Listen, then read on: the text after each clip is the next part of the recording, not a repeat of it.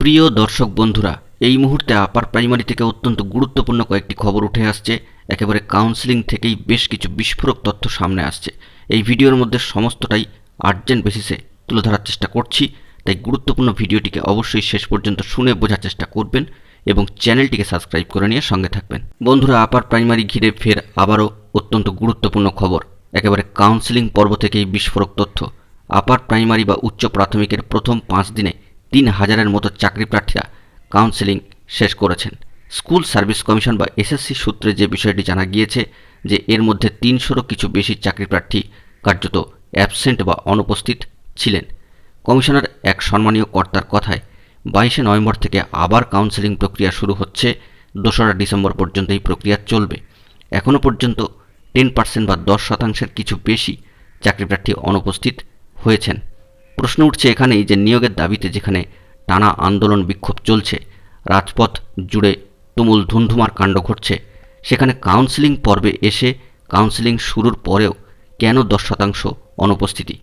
কমিশনের সম্মানীয় কর্তাদের একাংশের মতে এই অনুপস্থিতির সংখ্যাটা প্রায় স্বাভাবিক বলাই যেতে পারে, যদিও চাকরিপ্রার্থীদের মতে অনুপস্থিতির সংখ্যাটা অনেকটাই বেশি। চাকরিপ্রার্থীদের একাংশ দাবি করছেন বা জানাচ্ছেন যে আপার প্রাইমারির বিজ্ঞপ্তি বেরোনোর পরে প্রায় 10 থেকে 10টি বছর ধরে তাদের এই নিয়োগ প্রক্রিয়া চলছে। কার্যত এখনও নিয়োগ অধরা, শুধুমাত্র তারা যে অ্যাকসেপ্টেন্স লেটার সেটি পাচ্ছেন। সম্মানীয় এক চাকরিপ্রার্থীর কথায়, এখনকার কাউন্সেলিংয়ে আমরা সুপারিশপত্র পাব না। মহামান্য কলকাতা হাইকোর্টের অনুমতি নেই। শুধু স্কুল নির্বাচন করলে এসএসসি আমাদের সম্মতিপত্র দেবে। নিয়োগ কবে হবে এখনও নিশ্চিত নয়। ইতিমধ্যে অনেকেই অন্যান্য পেশায় চলে যেতে পারেন।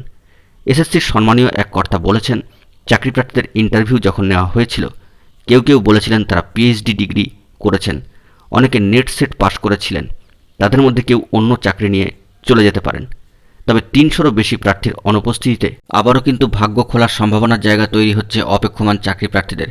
আপার প্রাইমারিতে 14,339 শূন্যপদে মেধা তালিকায় নাম রয়েছে 13,334 জনের। তার মধ্যে 9,000 প্রার্থীর কাউন্সেলিং শুরু হয়েছে। অপেক্ষমান প্রার্থী 4,000-এর মতো। চাকরি প্রার্থীদের দাবি 300 জন অনুপস্থিত থাকায় 300-রও অনেক বেশি শূন্যপদ তৈরি হতে পারে। কিভাবে? চাকরি প্রার্থীরা জানাচ্ছেন যে একজন সাধারণ মহিলা প্রার্থী অনুপস্থিত থাকলে একটি মেয়েদের স্কুল এবং ছেলে মেয়ে উভয়েরই পরে এরকমই একটি স্কুল, অর্থাৎ 2টো শূন্যপদ তৈরি হয়। একজন পুরুষ চাকরিপ্রার্থী অনুপস্থিত থাকলে শুধুমাত্র একটি ছেলেদের স্কুলেই শূন্যপদ তৈরি হয়। আবারও যদি সংরক্ষিত মহিলা প্রার্থী অনুপস্থিত থাকেন এবং তিনি যদি সাধারণ প্রার্থীর সমান নম্বর পেয়ে থাকেন, তবে সেক্ষেত্রে শূন্যপদ তৈরি হয়ে যাবে 4টি।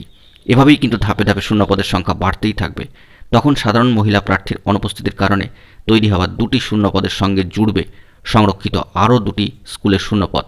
একইভাবে সংরক্ষিত পুরুষ প্রার্থী অনুপস্থিত থাকলে 2টি শূন্যপদ তৈরি হবে। সম্মানীয় চাকরিপ্রার্থী সুশান্ত ঘোষ সোম মহাশয় বলেছেন, 300-র মতো প্রার্থী অনুপস্থিতিতে 1,000-এর মতো শূন্যপদ তৈরি হতে পারে।